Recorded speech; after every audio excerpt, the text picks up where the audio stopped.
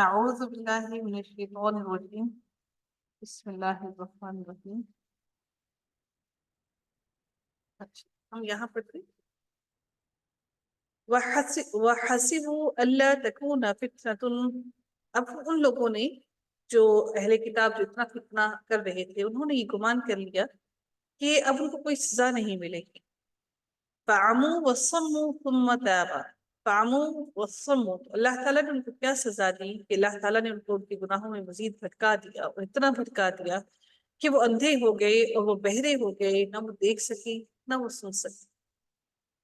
اندھا بھی کر دیا ان کو، اور اللہ تعالیٰ نے ان کو ایسے اندھا کیا کہ وہ حق اور سچ کی بات نہ دیکھ سکیں، اور پھر بہرا ایسے کر دیا کہ حق اور سچ کی بات نہ سن سکیں۔ اور پھر جب ان کو تھوڑا پچھتاوا ہوا اور انہوں نے معافی مانگی تو پھر اللہ مہربان ہو گیا اور اللہ تعالیٰ نے ان کو معاف کر دیا۔ اور پھر جب وہ دوبارہ سے پلٹ گئے اس دین سے اور پھر انہوں نے یہی کام کیا تو پھر اللہ تعالیٰ نے ان کو اندھا اور بہرا کر دیا۔ اور بہت سے لوگوں کو اللہ تعالیٰ ایسے ہی اپنے دین سے بھٹکا دیتا ہے، اور اللہ تعالیٰ ان کو غلط رستے پہ ڈال دیتا ہے جب وہ اللہ کے دین سے روگردانی کرتے ہیں۔ اللہ تعالیٰ ارشاد فرماتے ہیں واللہ بصیر بما یعملون، اللہ تعالیٰ اس چیز کو جو وہ کر رہے ہیں، جو وہ عمل کر رہے ہیں، اس کو بخوبی دیکھ رہا ہے، وہ ساری چیزوں کو بخوبی اس کا مظاہرہ کر رہا ہے، دیکھ رہا ہے اس کو۔ اللہ تعالیٰ بڑا نظر بین ہے، اس کی نظر نے ہماری ہر چیز کو گھیرے رکھا ہے۔ اب اگلی آیت میں اللہ تعالیٰ ارشاد فرماتے ہیں لَقَدْ كَفَرَ الَّذِينَ قَالُوا إِنَّ اللَّهَ هُوَ الْمَسِيحُ ابْنُ مَرْيَمَ۔ اب اللہ تعالیٰ ارشاد فرماتے ہیں کہ بے شک وہ لوگ جو لوگ کافر ہو گئے، اور وہ کون سے لوگ کافر ہو گئے؟ اب کافر ان لوگوں کو کہا جا رہا ہے جن لوگوں نے حضرت عیسیٰ ابن مریم کو اللہ کا بیٹا بنا دیا۔ اللہ تعالیٰ نے ان لوگوں کو کافر کہا ہے، تو کیا کہا کہ لَقَدْ كَفَرَ الَّذِينَ، ان لوگوں نے کفر کیا، قالوا جنہوں نے کہا ان اللہ هو المسیح ابن مریم، کہ بے شک مسیح عیسیٰ ابن مریم ہی اللہ ہے، نعوذ باللہ۔ اللہ تعالیٰ نے ان کو کہا کہ وہ کافر ہیں۔ وقال مسیح یا بنی اسرائیل اعبدوا اللہ ربی و ربکم۔ تو اللہ تعالیٰ ارشاد فرماتے ہیں کہ جبکہ عیسیٰ ابن مریم نے کیا کہا تھا، بنی اسرائیل سے کہا تھا اس وقت کہ جبکہ وہ ماں کی گود میں تھے، ماں کی گود میں تھے، اور وہ جب اس میں پنگھوڑے میں تھے تو انہوں نے کیا کہا تھا کہ اے بنی اسرائیل اللہ کی عبادت کرو، وہ میرا بھی رب ہے، وہ تمہارا بھی رب ہے۔ اور انہوں نے کیا کہا تھا کہ میں اللہ کا بندہ ہوں۔ انہوں نے یہ نہیں کہا کہ نعوذ باللہ کہ میں اللہ ہوں۔ انہوں نے اس وقت اپنے لوگوں سے کلام کر کے کہا جس وقت بچہ فطرت کے حساب سے نہیں بات کرتا، انہوں نے واضح الفاظ میں کہا کہ میں اللہ کا بندہ ہوں اور اللہ کی عبادت کرو، وہ میرا بھی رب ہے، وہ تمہارا بھی رب ہے۔ انہ من یشرک باللہ فقد حرم اللہ علیہ الجنہ۔ اللہ تعالیٰ ارشاد فرماتے ہیں کہ انہ، کہ بے شک وہ بے شک انہوں نے کیا کیا کہ یقین مانو کہ جو شخص اللہ کے ساتھ کسی کو شریک ٹھہرائے گا، جو شرک کرے گا، فقد حرم اللہ، تو اللہ تعالیٰ نے اس کے اوپر حرام کر دی، کیا حرام کر دی؟ الجنہ، اللہ نے اس کے اوپر جنت کو حرام کر دیا، اور اس کا ٹھکانہ اللہ تعالیٰ نے آگ بنا دیا۔ وما للظالمین من انصار، اور کوئی بھی انصار کا یعنی کہ کوئی بھی ظالموں کا کوئی بھی انصار یعنی کہ مدد کرنے والا۔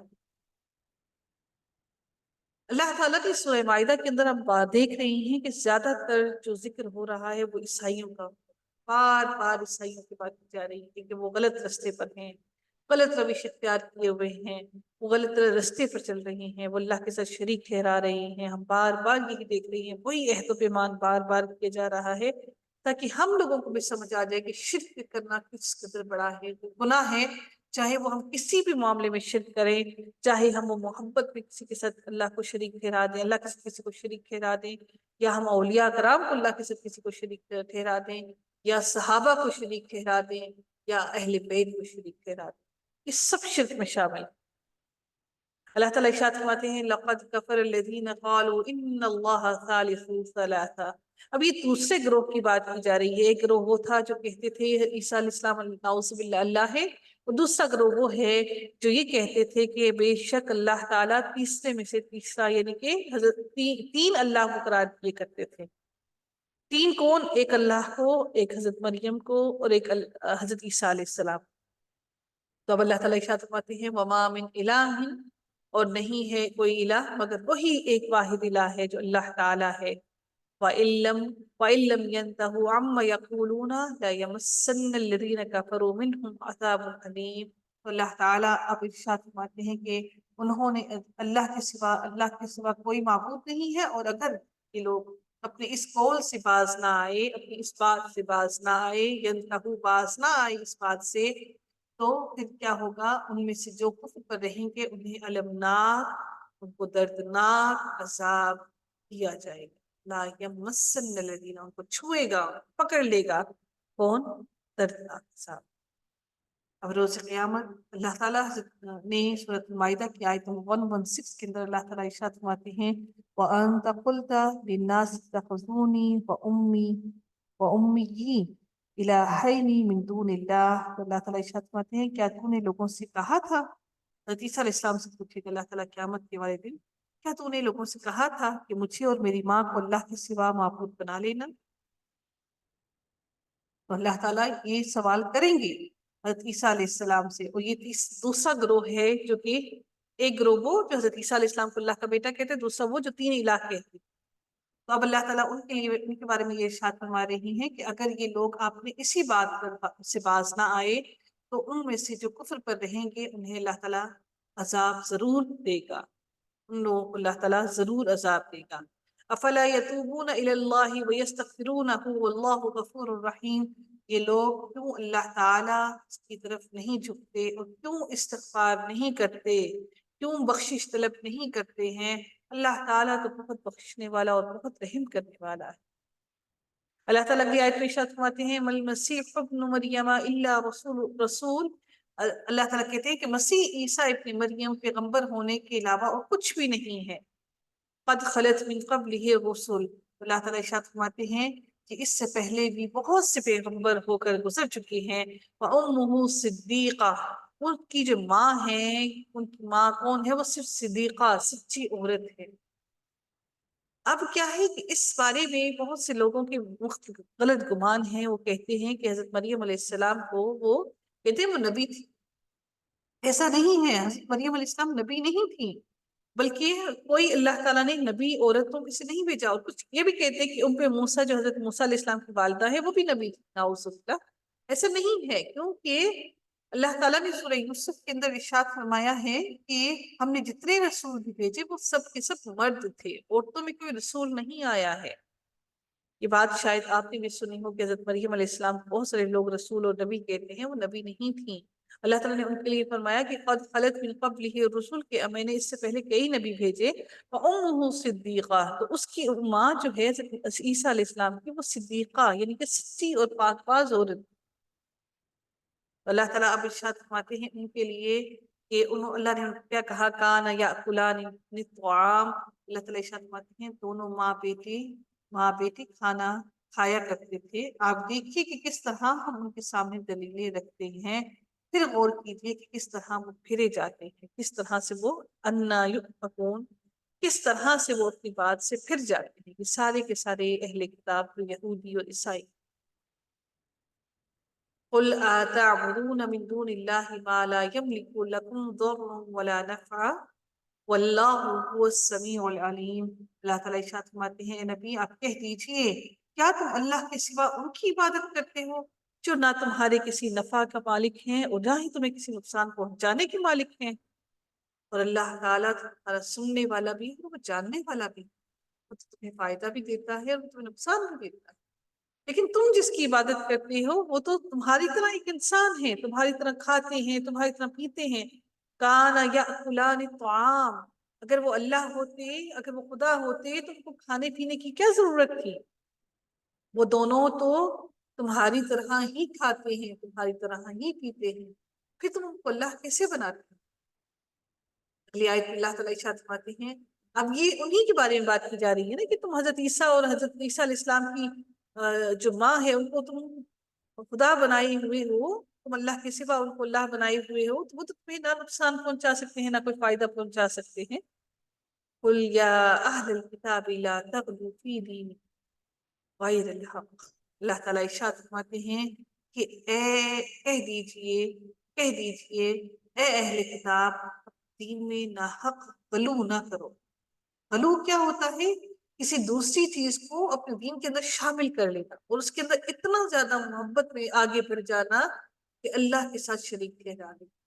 غلو نہ کرو اپنے دین کے اندر کسی بھی معاملے. تو بدعت کرنا بھی دین کے اندر غلو کرنا ہے. بار بار اللہ نے کہا کہ تم دین میں غلو نہ کرو. اس کے بارے میں ہم اگلی آیتیں پڑھیں گے کہ نبی صلی اللہ علیہ وسلم نے کیا فرمایا اس بارے میں. غیر الحق ناحق غلو نہ کرو. وَلَا تَتَّبِعُوا أَهْوَاءَ قَوْمٍ قَدْ ضَلُّوا مِن قَبْلُ. اللہ تعالیٰ ارشاد فرماتے ہیں کہ اور ان لوگوں کی نفسانی خواہشوں کی بھی پیروی نہ کرو جو پہلے سے بھٹک چکے. پہلے سے ہی بھٹکے ہوئے تم ان کے راستے کی پیروی کیوں کرتے ہو. وَأَضَلُّوا كَثِيرًا وَضَلُّوا عَنْ سَوَاءِ السَّبِيلِ. اور اللہ تعالیٰ کہتے ہیں اور بہتوں کو وہ بہکا بھی چکے. ایک تو خود بھٹکے ہوئے ہیں اور بہت سے لوگوں کو بھی اصل راستے سے بھٹکا چکے. اب یہی ٹاپک یہی بات آگے بھی اللہ تعالیٰ مزید الیبوریٹ کر رہی ہیں. لعن الذین کفروا من بنی اسرائیل علی لسان داود و عیسی ابن مریم.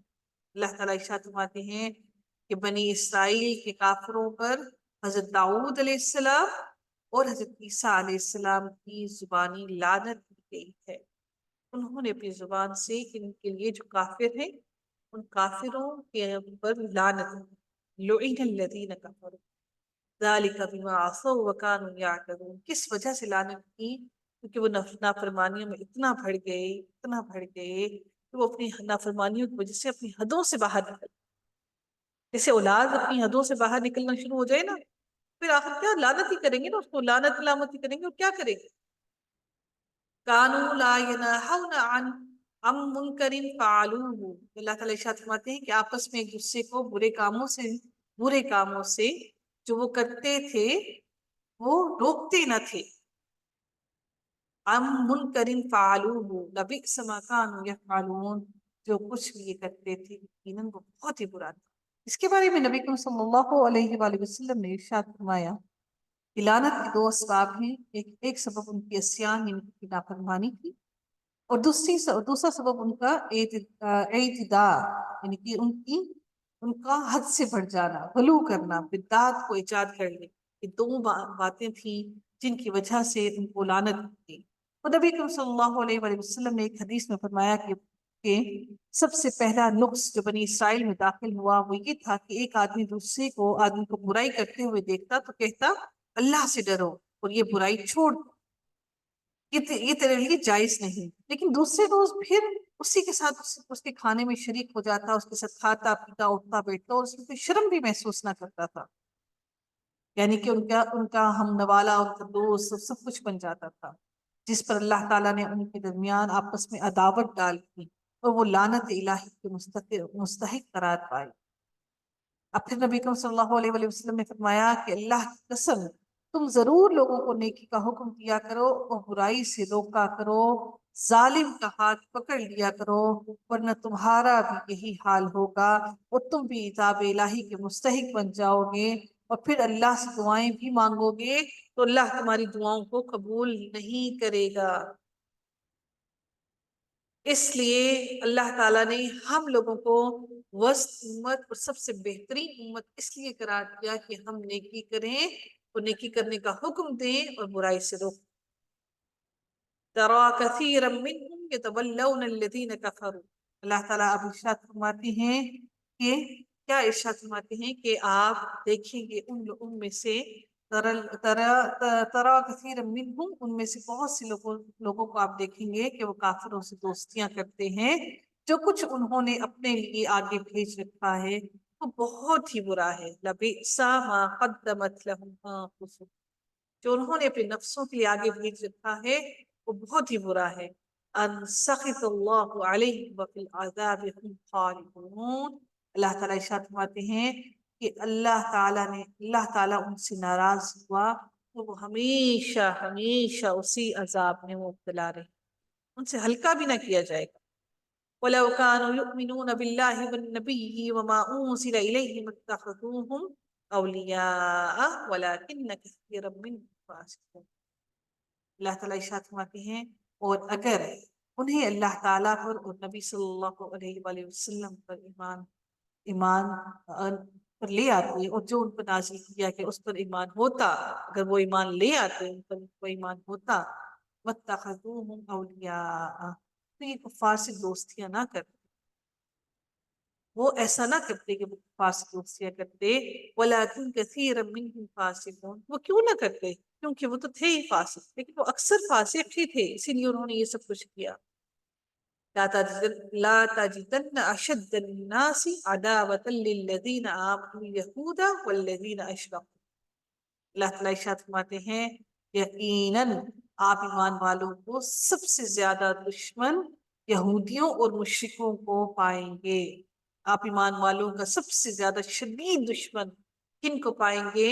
یہودیوں کا، والذین اشرکوا، اور ان لوگوں کا جو شرک کرنے والے، آپ بھی دیکھیے سب سے زیادہ آپ کے دشمن وہی بنتے ہیں جو بدعت کرنے والے ہیں، جو شرک کرنے والے ہیں، کیونکہ ایمان والوں کا وہ اللہ نے قرآن میں آپ کے لیے کہہ دیا ہے کہ یہ جو یہودی ہے اور جو شرک کرنے والے ہیں اللہ کے ساتھ، سب سے زیادہ ایمان والوں کے دشمن ہیں، اللہ نے قرآن میں کہہ دیا، وہ سب سے زیادہ ریزسٹ کریں گے آپ کے، آپ کو بار بار بھٹکائیں گے، اپنے قدموں کو مضبوط کر لی تھی، مت ڈریے ان کی ملامت سے۔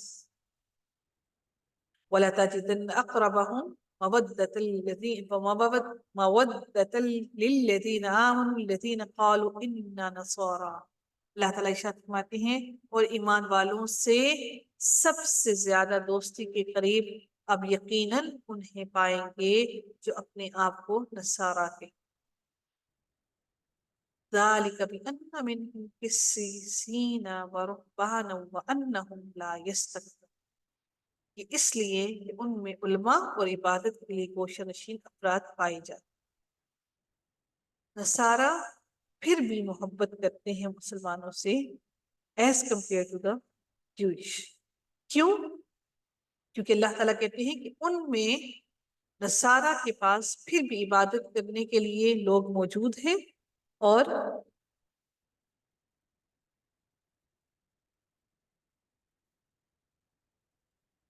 نصارہ کے پاس پھر بھی عبادت کرنے کے لیے لوگ موجود ہیں اور ان کے پاس علماء موجود ہیں، وَأَنَّهُمْ لَا يَسْتَكْبَرُونَ، اور اس وجہ سے وہ تکبر نہیں کرتے، وہ کیونکہ جب انسان علماء کے پاس، دین والے لوگوں کے پاس بیٹھتا ہے تو پھر وہ اس کے اندر کچھ نہ کچھ جھکاؤ آ ہی جاتا ہے، لیکن یہودیوں نے کوئی کسر باقی نہ چھوڑی نبی کریم صلی اللہ علیہ وآلہ وسلم کو نقصان پہنچانے کی، انہوں نے باقی انبیاء کو تو قتل کیا ہی، نبی کریم صلی اللہ علیہ وآلہ وسلم کو بھی بہت بار قتل کرنے کی کوشش کی، پھر جب وہاں سے نہیں ان کو قتل نہ کر سکے کیونکہ اللہ ان کی حفاظت فرما رہا تھا، اللہ تعالیٰ ان کی حفاظت کے ذریعے بنا رہا تھا، تو انہوں نے نبی کریم صلی اللہ علیہ وآلہ وسلم کو جادو کرنا شروع کر دیا، جس کی وجہ سے ان کو بہت تکلیف ہوئی، بہت تکلیف میں آئے، اور پھر جس کے لیے حضرت جبرائیل علیہ السلام نے آ کر نبی کریم صلی اللہ علیہ وآلہ وسلم کو دم۔ اللہ تعالیٰ ہم سب کو ایمان کی سلامتی نصیب فرمائے، اللہ تعالیٰ ہم سب کا حامی ناصر ہو، اللہ تعالیٰ سے دعا ہے کہ ہم سب کو بدعات سے دور کرے، اللہ تعالیٰ ہم لوگ کو شرک میں نہ داخل کرے، ہمیں ایسے رشتوں سے دور کر دے جو شرک میں مبتلا ہے، اللہ تعالیٰ ان سب کو بھی ہدایت نصیب فرمائے جو ہمارے لیے آزمائش کا ذریعہ بنے ہوئے ہیں، اور جن کی وجہ سے ہم آزمائش میں ہیں، جو ہماری وجہ سے آزمائش میں، اللہ تعالیٰ ہمارے دلوں کو بھی نرم کر دے کہ ہم سختیوں کو برداشت کر سکے اور ہم دین کے اچھے داعی بنے، اللہ تعالیٰ ہم سب کو بعمل بنائے، ہماری اولاد کو بعمل بنائے، ہم سب کو مکمل طور پر داخل کر دے، اللہ تعالیٰ ہماری طرف آنے والے ہر شر کو ہم سے دور کر دے، ہمارے لیے وہ راستے رب کائنات وہ راستے کھول دے تو تیری رضا کو پانے کے لیے ہوں، اے رب کائنات ہمارے لیے وہ راستے کھول دے تو تیرے راستے پہ چلنے کے لیے آسان ہو، اے اللہ ہم بڑے ہی کمزور ہیں، ہمیں کسی آزمائش میں مبتلا نہ کرنا، ہم تیری آزمائشوں تک پورا نہیں اتر سکتے تو بس ہم سے درگزر کرنا ہو، تمہیں معاف کر۔ وآخر دعوانا ان الحمد للہ رب العالمین، صلی اللہ تعالی علی خیر خلقہ اجمعین برحمتک یا ارحم الراحمین، سبحانک اللہم وبحمدک، نشہد ان لا الہ الا انت، نستغفرک ونتوب الیک، السلام علیکم ورحمۃ اللہ وبرکاتہ۔